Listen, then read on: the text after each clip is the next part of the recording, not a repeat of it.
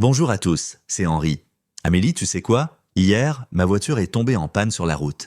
J'ai dû prendre mon vieux vélo pour aller au travail. Quelle aventure! Bienvenue sur Bonjour Cast Français, chers auditeurs. Oh non, Henri, ta voiture est cassée? Raconte-moi tout. Comment c'était de faire le trajet en vélo? Eh bien, d'abord, j'étais stressé. Normalement, je conduis ma voiture tous les jours. C'est rapide, confortable. Mais là, avec le vélo, j'ai découvert quelque chose de spécial. L'air frais du matin sur mon visage, c'était incroyable. Ah oui, je comprends. Moi, j'adore faire du vélo le week-end. C'est tellement différent de la voiture. Dans la voiture, on est dans une bulle. On ne sent pas la nature, on ne sent pas le vent. On écoute juste la radio et voilà. Exactement. Et tu sais ce qui m'a vraiment surpris? Sur mon vélo, j'ai vu des choses que je ne vois jamais en voiture. Un petit café mignon avec des fleurs devant. Un parc avec des enfants qui jouent, des oiseaux dans les arbres. C'est magique, n'est-ce pas? Quand on va lentement, on observe plus. En voiture, tout passe trop vite. Zoom, zoom, zoom.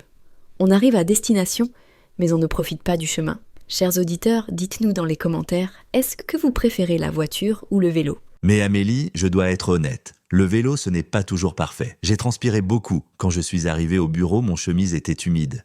Pas très élégant pour une réunion importante. Ah oui, c'est vrai, avec la voiture, on reste propre et sec. On a la climatisation en été, le chauffage en hiver. Le confort, c'est important aussi. Et si on a des courses à faire? Des gros sacs du supermarché? Impossible sur un vélo. Tu as raison, dans ma voiture, je peux transporter mes valises, mes documents, mes achats. Le coffre est grand et pratique. Sur le vélo, j'avais juste mon petit sac à dos. C'était limité. Et la distance, Henri? Ton trajet, c'est combien de minutes? C'est combien de kilomètres? Et moi, Environ 8 km. En voiture, ça prend 15 minutes. Sur le vélo, j'ai mis 40 minutes, presque 3 fois plus long. Pour quelqu'un qui est toujours pressé comme moi, c'était difficile. 40 minutes. Mais attends, réfléchissons ensemble. Ces 40 minutes, c'était aussi du sport, non? Tu as fait de l'exercice en même temps que ton trajet. 2 activités en une. Ah, c'est une bonne perspective. C'est vrai que normalement, je n'ai pas le temps d'aller à la salle de sport. Avec le vélo, mes jambes ont bien travaillé. Ce matin, je sens mes muscles. Ça fait un peu mal, mais c'est une bonne douleur. Exactement. Et pense à ton argent aussi. L'essence pour la voiture, c'est cher maintenant. Très cher. Le vélo, par contre, ne coûte rien. 0 € pour se déplacer. C'est économique et écologique. Oh oui, l'écologie. J'ai lu récemment que les voitures produisent beaucoup de pollution. Le CO2, les gaz d'échappement. Ce n'est pas bon pour notre planète. Le vélo, lui, est totalement propre. 0 émission. C'est un point très important pour beaucoup de personnes aujourd'hui.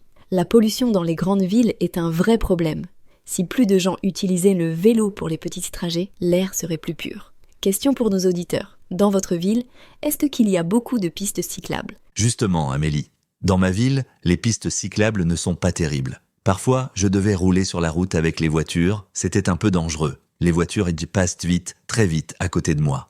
Oui, la sécurité est un problème avec le vélo. Dans une voiture, on est protégé. On a des ceintures de sécurité, des airbags, une carrosserie solide. Sur un vélo, on est exposé. Un petit accident peut être grave. Et la météo? Imagine s'il pleut. En voiture, pas de problème. On est au sec. Mais sur un vélo sous la pluie, on arrive trempé comme une soupe. Et en hiver, avec le froid et la neige, impossible. Ah, la météo, notre ami et notre ennemi. C'est vrai qu'en France, le temps change souvent. Le matin, il fait beau, l'après-midi, il pleut.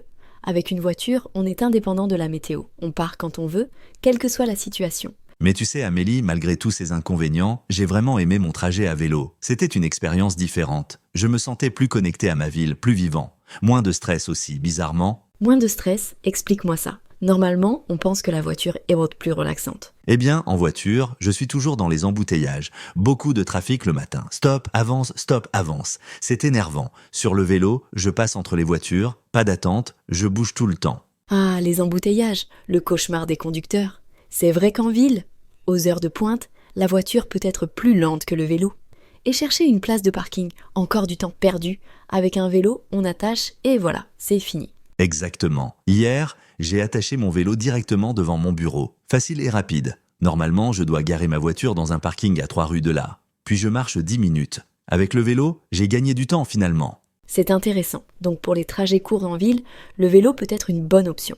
Pour les longs trajets ou les voyages avec bagages, la voiture est meilleure. Chaque moyen de transport a ses avantages. Absolument. Et tu sais quoi? Je pense que je vais continuer à utiliser mon vélo de temps en temps, même quand ma voiture sera réparée. Peut-être 2 ou 3 fois par semaine, pour varier, pour faire du sport, pour profiter du trajet. C'est une excellente idée, Henri. L'équilibre est la clé. La voiture pour les jours de pluie, pour les courses importantes, pour les longs voyages. Le vélo pour les beaux jours, pour les trajets courts, pour se sentir bien. Et il y a même une autre option que nous n'avons pas mentionnée. Combiner les deux. Certaines personnes mettent leur vélo dans la voiture. Elles conduisent jusqu'à un certain point, puis continuent en vélo. Ah oui, le meilleur des deux mondes. On peut aussi parler des transports en commun. Le bus, le métro, le train. On peut prendre son vélo dans certains trains. C'est pratique pour les longues distances. Tout à fait. L'important, c'est de choisir le moyen de transport adapté à chaque situation. Il n'y a pas une seule bonne réponse. Ça dépend de la distance, de la météo, de ce qu'on doit transporter, de notre énergie du jour. Bien dit, Henri. Alors, chers auditeurs, maintenant c'est à vous. Écrivez-nous dans les commentaires. Vous utilisez quoi pour vos déplacements quotidiens ? Voiture, vélo ou les deux ? Et pourquoi ? Nous adorons lire vos expériences. Oui, partagez vos histoires avec nous. Peut-être que vous avez des astuces pour faire du vélo sous la pluie, ou des routes magnifiques à recommander. Nous voulons tout savoir. Et n'oubliez pas, apprendre le français, c'est aussi découvrir la culture française. En France, beaucoup de villes développent maintenant des systèmes de vélos partagés. À Paris, il y a Vélib. À Lyon, Vélove. C'est très populaire. C'est vrai. La culture du vélo grandit en France. De plus en plus de personnes choisissent ce mode de transport. C'est bon pour la santé, pour l'environnement et pour le bonheur personnel. Merci de nous avoir écoutés aujourd'hui sur Bonjour Cast Français. Nous espérons que cette conversation vous a aidé à améliorer votre français, tout en découvrant quelque chose d'intéressant sur les moyens de transport. À très bientôt, chers amis. Et souvenez-vous, que vous choisissiez la voiture ou le vélo, l'important est de profiter du voyage, pas seulement d'arriver à destination. Bonne journée à tous. Au revoir et à la prochaine. Continuez à pratiquer votre français chaque jour. Petit à petit, vous progressez. On vous embrasse.